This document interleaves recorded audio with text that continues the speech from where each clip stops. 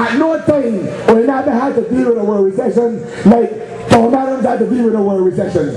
At no time did we never had to deal with a world recession like how Alabama had to deal with a world recession in the first oil crisis in Barbados.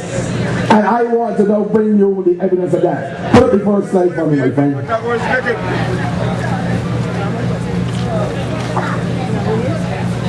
Ronaldo was in power since 1994.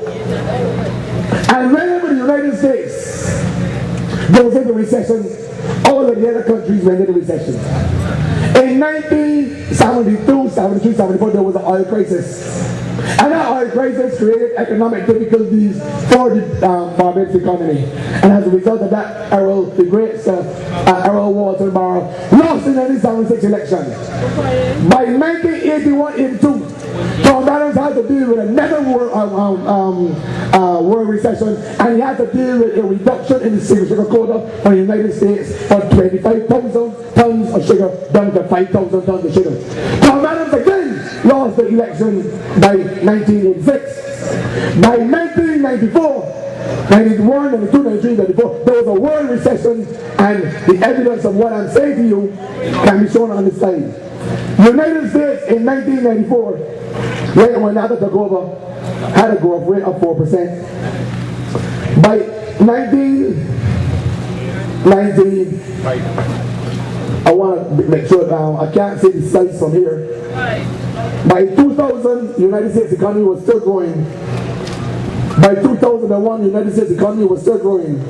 By 2005, it was still growing. By 2006, it was still growing. The point here that Oinata did not even have one international world recession to manage. So I want to find out what it is that this great economic guru really had to manage in Barbados. Right, so Lord Ernest Sanford demitted office, and the Democratic Labour Party, the economy was growing at 4.3%. He never had one crisis to manage in this country, and walk about telling people that he has this experience to manage Barbados through difficult times. Show me the difficult times he had to manage Barbados through. It wasn't in 94, it wasn't in 95, it wasn't in 96, it wasn't in 97, not in 98, 99, 2000, 2001, 2003, 2004, 2005, 2006. Not one recession he ever had to deal with. And he walked about here telling you about how great he is. But let me come and refute the evidence here tonight. He makes a comment that I heard him on the radio today.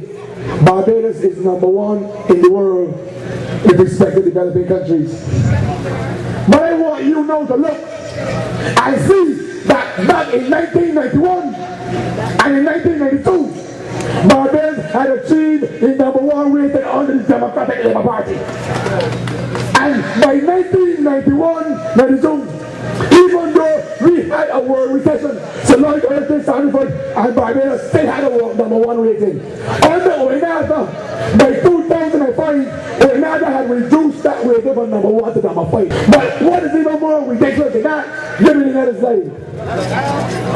When you look at the Barbados world rating, in 1994, Barbados world rating was 21 in the world. Under Oinata, it has dropped to number 35 in the world. He's dropped 14 places under this great economist that walking about masquerading as though he has done something proper in this country. So not only have we fallen by 14 places in the world underneath Oinata, we fell 5 places in the world under Oinata, and he's still telling you what great things he has done for you, an economic prostitute and a fraud.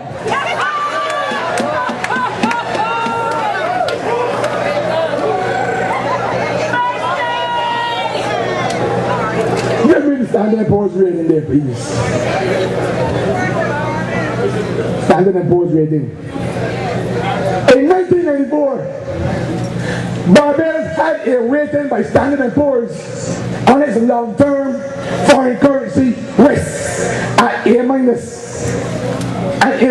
means that the country had an excellent capability to repay its external debt. By 2005, Oinata had the Barbados rating reduced from A- to BB-.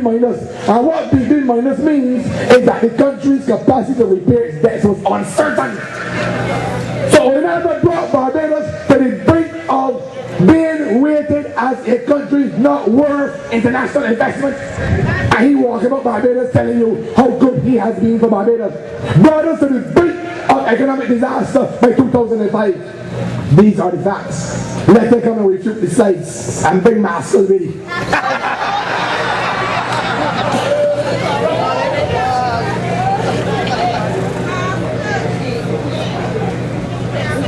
Bring me the other slide for me, please. I don't want you to understand when I got up and I said that don't believe nothing you hear, which Francis was standing in the post telling them. Because they believe that we can't read and write down here.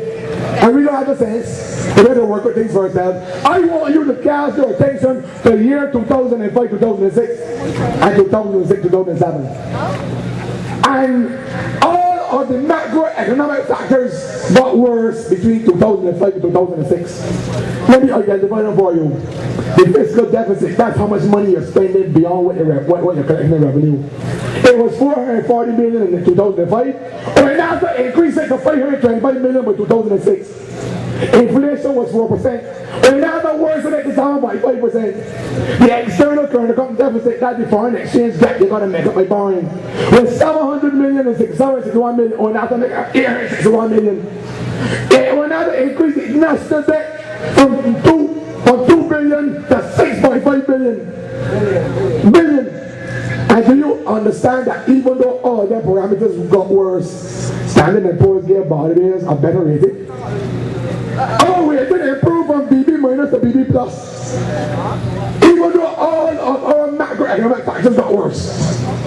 So when I stood up and said, no, I ain't listening to one up, because the evidence does not suggest that what you are telling Barbadians is actually accurate. Somebody gonna tell you, oh no, hold on there, fella. Hold on there. The evidence is that Barbados' economic conditions were worsening. And if they are worsening, the Democratic Labour Party, through Debunks and myself, will say they're worsening. And we're not going to lie to you about the reality in Barbados. Give me the next slide, my friend.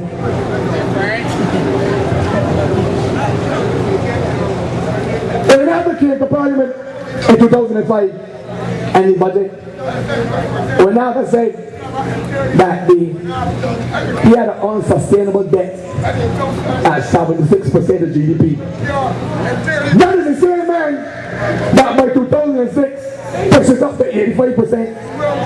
And do you understand that I have his manifesto here? And in Owenada's manifesto, Owenada is telling Barbadians on page number 9. Listen to him. He said that it was unsustainable at 76%. Here it's Owenada at page 9 saying the overall level of debt is 85% of GDP. This is not unsustainable. The same man that said it was unsustainable at 76, and who increased it to 86 is now telling you that that is unsustainable. And even though he said that, the son of a broom went and bought $300 million the next week. And then turned around and bought another $120 million the week after that. He wasn't satisfied with that. Give me the other slide. He went and borrowed next slide, $300 million through the board arrangements for the prison. $350 million for the highway. $65 million for the Hall of Justice building, $165 million for the airport and Compton to the other side, $250 million in Hilton, $250 million in Kensington. And let me tell you something, see all the road works that going on about here? Let me tell you when I had to financing them. All of the contractors had to go and borrow the money from the bank. And when I had to give them a promissory note to pay back in 5 years. So even though he said that the debt was unsustainable at 76, when now that's going to do to bury Barbados in debt, that's why you can't get. You've got to get rid of this man. You've got to get rid of him because he's not stopping. And by the time Owenada is finished with Barbados, we are going to be waiting as a highly indebted country by IMF and the World Bank. In fact, I want to tell you something tonight. The reason why Owenada called the election when he called it was because we were set to be given a horrible review by the International Monetary Fund in February.